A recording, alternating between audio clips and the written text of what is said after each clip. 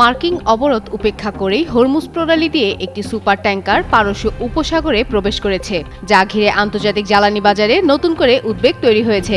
জাহাজটির ওপরও যুক্তরাষ্ট্রের নিষেধাজ্ঞা রয়েছে বলে জানা গেছে। জাহাজ চলাচল পর্যবেক্ষণকারী প্ল্যাটফর্ম শিপ ট্র্যাকার্সের তথ্য অনুযায়ী ইরানি বন্দরের সঙ্গে যুক্ত কয়েকটি জাহাজের উপর মার্কিন অবরোধ কার্যকর থাকা সত্ত্বেও এই ট্যাঙ্কার হরমুজ পার হয়ে উপসাগরে ঢোকে।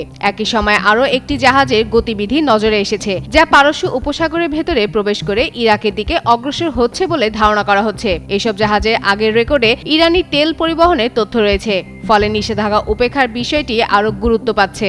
বাংলাদেশের প্রথম 5D AI ইনভার্টার যুক্ত সর্বোচ্চ বিদ্যুৎ সাশ্রয়ী যমুনা এয়ার কন্ডিশনার।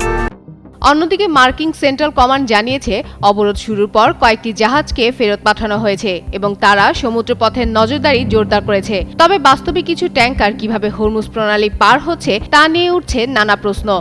বার্তা সংস্থা রয়টার্সের তথ্য অনুযায়ী যুক্তরাষ্ট্র ও ইরানের মধ্যে আলোচনার পরও কোনো সমঝোতা হয়নি। এরপরই ওয়াশিংটন ইরানি তেলের ক্রেতাদের ওপর নতুন করে কঠোর নিষেধাজ্ঞার হুমকি দিয়েছে, যা পরিস্থিতিকে আরও জটিল করে তুলেছে।